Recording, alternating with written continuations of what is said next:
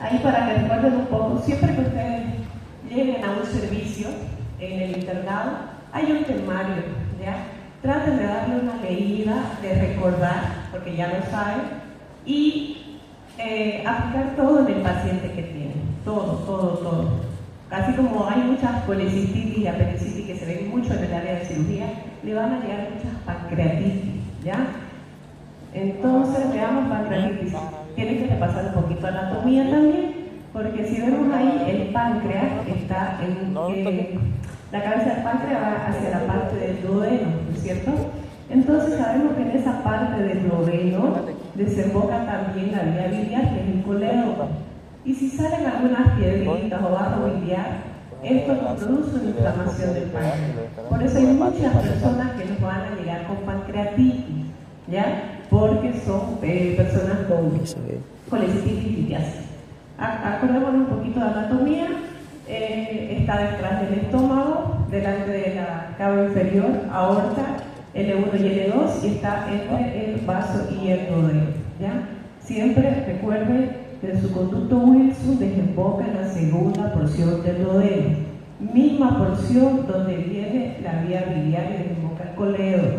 Entonces a veces las piedritas se van ahí y lo que tenía que salir del páncreas para ayudarnos a digerir, entonces no sale hacia el intestino. Esto va a provocar que toda esa digestión que tenía que realizarse en el intestino se active en el páncreas. Por eso se inflama el páncreas, en la mayoría de las causas, o al menos en nuestro medio, ¿no?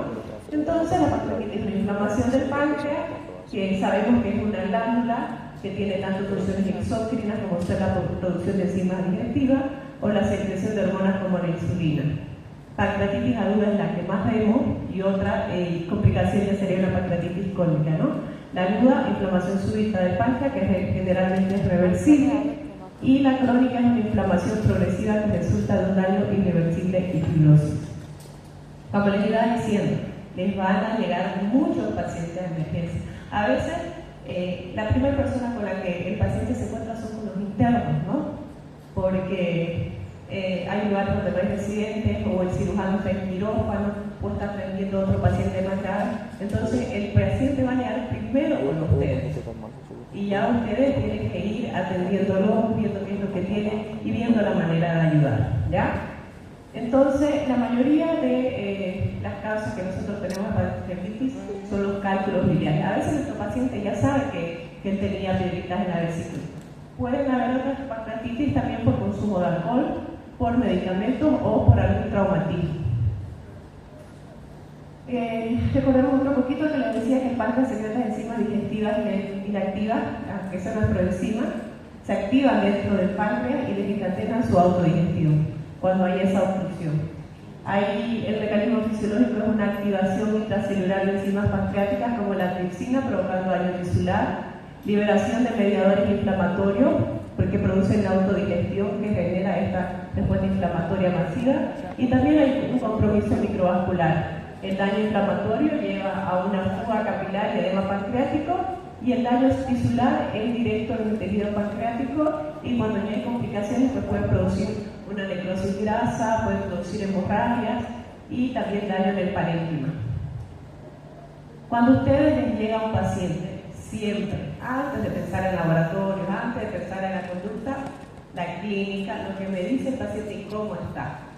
Yo cuando voy a sospechar, primero voy a al paciente con pancreatitis con dolor abdominal intenso, puede ser que llegue doblado, puede ser que haya tomado medicamentos, ibuprofeno, se haya ido a la farmacia, le hayan colocado intramuscular una hija, pese a ello, el dolor, la pancreatitis es continua, ¿ya? Porque no solamente se ve a los AINES, ustedes tienen que hacer combinación con otro analgésico que lo potencie, como ser un opiáceo. Entonces el paciente llega con un dolor intenso y puede estar en el epigastrio y sabe que es el cinturón, ¿no? El paciente va a decir, me duele hacia la espalda.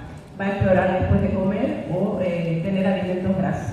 Aparte del dolor abdominal, que sabemos que es acá en el abdomen superior, el paciente va a tener muchas náuseas y vómitos. El paciente va a estar vomitando, porque la pancreatitis provoca un hilio paralítico. Entonces, si no hay peristaltismo, y todos los jugos gástricos y demás que secretan nuestro organismo se acumulan. Y como no hay ese peristatismo para que baje, entonces se va a acumular y va a salir por arriba, ¿no? Tenemos ahí lo que es náuseas y vómitos. Como hay ese ilio, también vamos a tener distensión abdominal, que a menudo está acompañado de la disminución de ausencia de ruidos intestinales. Entonces, ¿cómo voy a corroborar eso? Porque el paciente llega, hacemos inspección, en abdomen luego se hace ocultación, ustedes van a ponerse el fonendoscopio, van a ocultar y no va a haber ruido, ¿ya? No hay ruido hidroaéreo, hay un hilo paralítico. El paciente puede presentar fiebre, y si el paciente ya está acusado con una pancreatitis más severa o grave, ya puede presentar signos como taquicardia, hipotensión, debido a que el paciente se deshidrata y empieza a haber un compromiso sistémico. El paciente también puede estar con ictericia. Les decía yo que una de las causas de la pancreatitis es porque algún calculito se bajó de la vesícula, se fue a la vía biliar. Entonces, por esos mismos conductos del páncreas, también baja todo lo que produce el hígado, ¿no? Y dentro de ello está la bilirrubina. Y si tenemos algo que tranca ahí y no baja hacia el intestino, entonces se acumula en el cuerpo. Y mi paciente me va a llegar histérico. Ustedes van a ver al paciente amarillo. Entonces puede presentarse. Si una de las causas es la obstrucción por cálculos biliares, entonces el paciente les puede llegar histérico. También ya cuando hay una complicación y hay hemorragia, hay signos que se pueden ver. Como ser el que se ve en la imagen es una equimosis que se ve a nivel periumbilical, que es el signo de Cullen, y también puede existir esa misma equimosis en ambos flancos, que es el signo de Gray-Turner. Entonces, como les decía, lo primero, el paciente, anamnesis, por qué viene, va a decir que está dolorido, cómo es el dolor, hace qué tiempo, qué tomó, lo examinamos. Entonces yo voy a ver cómo está, voy a escuchar, voy a palpar y de acuerdo a eso yo ya voy pensando en mi cabeza, a ver, el paciente tiene dolor arriba, va hacia atrás, está vomitando, comió una comida grasosa, van a haber muchas pancreatitis de repente que ustedes ya, cuando empiezan al internado en enero, ¿no? Porque empiezan las fiestas de fin de año, Navidad, Año Nuevo, todos comen chancho y se llena el hospital de pacientes con cólicos biliares o pancreatitis, ¿ya? Entonces el paciente le va a llegar así, vomitando. Yo ya tengo que tener mi presión diagnóstica, tengo que pensar, mi paciente puede tener pancreatitis.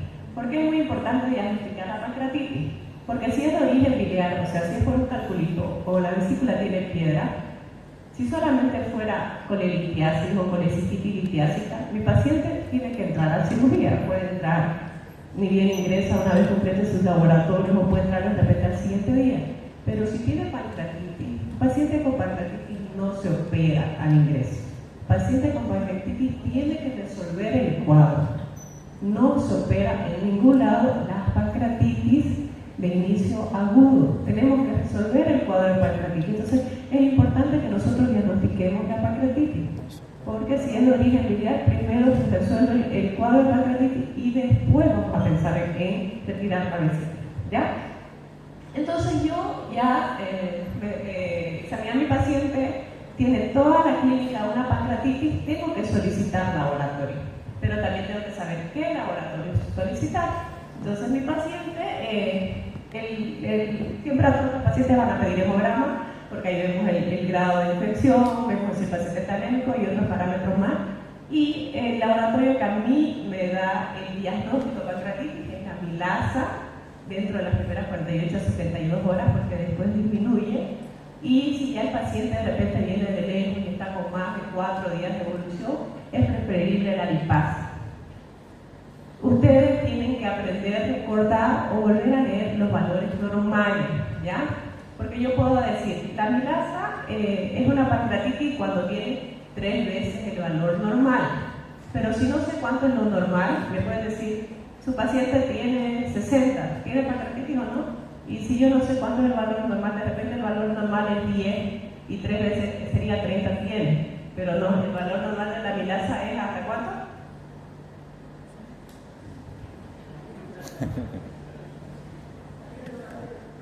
No van a tratar primero cirugía, ¿no? Bueno, tienen un mes para ir a mirar y recordar, ¿ya? Porque le van a llegar laboratorio y ahí van a ver la milasa normal, recuerden hasta 100. Entonces, si digo 3 veces el valor normal, ¿cuánto sería? ¿100 por 3? 300. Entonces, paciente que tenga milasa arriba de 300 ya es un diagnóstico de pancreatitis, ¿ya? Los hemogramas, vamos a ver si hay leucocitosis. Gracias. Electrolitos también. Algunas de laboratorios que se alteran, ¿no? Pruebas de función hepática, porque la bilirrubina, ¿saben cuánto es el valor normal de la bilirrubina? Hasta 1, ¿ya? Y hay una directa y una indirecta. La que se nos eleva en la pancreatitis es la directa, que es después del hígado. Entonces, ¿por qué yo necesito saber cómo está la bilirrubina? Porque si hay obstrucción ahí en esa vía biliar, la bilirrubina se eleva, aparte de que el paciente está histérico, la bilirrubina está por encima de 5, y ya mi paciente ahí necesita otra conducta. Necesita de repente la vía biliar de obstruirla, y para eso se hace una RCP, que es una colangiopancreatografía endoscópica. Entonces yo voy pidiendo laboratorios que pueden verse alterados en este cuadro, ¿ya? Diagnósticos, siempre en toda patología en la clínica, pido laboratorio y puedo precisar estudios complementarios como ser los de imagen. Le pido una ecografía abdominal donde se puede ver el páncreas inflamado. Si el paciente no está con una evolución favorable después del primer, segundo día, puedo pedir una tomografía y hasta una resonancia magnética. También tenemos complicaciones. ¿Cuáles serían las complicaciones? El páncreas, puede haber necrosis pancreática, pueden haber colecciones y después de unas 6 semanas pueden formarse quistes, pseudoquistes, pueden haber abscesos, pueden haber hemorragias. Si el paciente tiene una pancreatitis grave y se nos descompensa, puede llegar a un shock, insuficiencia respiratoria, insuficiencia renal, a una sepsis y a una coagulación intravascular diseminada.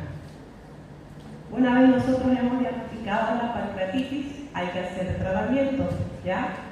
En el internado, sé que ustedes tienen que hacer muchos papeleos, el interno es de mucha ayuda, pero no se aboquen solamente a copiar, ¿no? Está la receta y copio, sino que ustedes ya tienen que empezar a tomar conducta, porque este es su último año de formación, donde ustedes tienen que aprender lo que van a hacer cuando salgan. Ya van a ir a atender a un paciente en un primer, segundo nivel, donde les toque, y ya les van a llegar pacientes con pancreatitis. Entonces yo tengo que saber qué hacer. Ya lo leí, ya lo vi, y en mi paciente también lo voy a corroborar. Entonces no solo se dediquen a copiar las recetas. Entonces yo veo las indicaciones, bueno, algún día me va a tocar a un paciente que tiene dolor abdominal en el cinturón, que está vomitando. A ver, le están dando este medicamento y tengo que preguntarme por qué y aprender para qué, ¿ya? Si el paciente tiene un hilo, quiere decir que no hay peristaltismo y que está vomitando, entonces hay que dejarlo en ayuno, en NPO, ¿ya? No le tengo que dar bien. Entonces, hay muchas cosas que tienen que razonar y no solo aprender de memoria. Si mi paciente no está comiendo, se va a deshidratar, ¿no? De ya la pancreatitis que lleva un proceso de hidratación, entonces hay que hidratar, van a poner vía, ¿ya? Ponemos hidratación, el paciente viene por dolor, y es por un dolor intenso. Entonces yo tengo que poner analgesia. Les dije que el dolor de la pancreatitis no solamente cede con AINE, entonces yo tengo que asociamos a unos opiáceos. El que manejamos aquí es el tramador, podemos poner metoprofeno más tramador, y ahí recién va a calmar el dolor. Entonces yo aprendo a manejar y hacer sinergia con los medicamentos, ¿ya? Analgesia, sobre todo calmar el dolor, porque el paciente viene muy dolorido. Antibióticos, dice solo si se confirma infección, no se utiliza en nuestro medio de los antibióticos. Tratamiento de la causa subyacente. Cuando un paciente entra con una pancreatitis, si es leve, que yo le pongo ayuno, lo hidrato, le pongo analgésicos, y después de 48 horas yo veo que el paciente ha mejorado, que ya no tiene dolor, que ausculto y ya tiene fluidos hidroaéreos, que el paciente ya tiene apetito, y le hago laboratorio, quiere decir que ese cuadro es una pancreatitis leve, que está en resolución y que ya puedo operarlo en la vesícula. Pancreatitis leve después de 48 a 72 horas puede hacer su colecistectomía. Entonces puedo tratar la causa. Si es una pancreatitis leve, después de 48 horas el paciente va a ir a cirugía. ¿Ya? Si, como les decía, hubiera ahí en el conducto colédoco, que es el velo que está bajando hacia la segunda porción del lodo, si eso está lleno de piedrita, hay que desobstruir. Entonces para eso le voy a pedir la colangiopancreatografía gestora endoscópica. Quizás muchos de ustedes tengan que llevar a sus pacientes, porque en nuestros hospitales no hay, creo que solo hay en el San Juan de Dios. Entonces a veces se llevan a lugares donde le hacen una endoscopía, llegan hasta esa segunda porción del lodueno, inyectan un contraste y si hay piedritas hacen un corte, una papilotomía y meten una carcastilla y retiran todas esas piedritas, ¿ya? En eso consiste la ERCP o la CP. Si el paciente es de causa alcohólica, pues tiene que suspender. Y si presentaba otra causa o absceso, pues puede también necesitar drenaje. Ese era el primer tema que les quería comentar. No sé si tienen alguna duda y pregunta.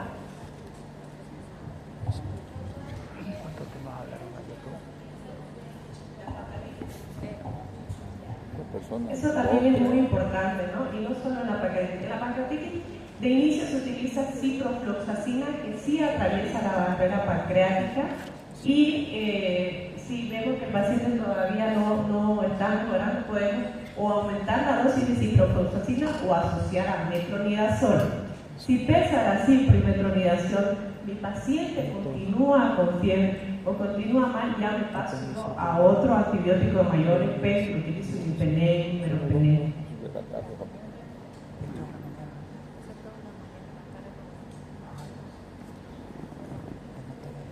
Le dan un poquito de antibióticos también. No solamente en cirugía,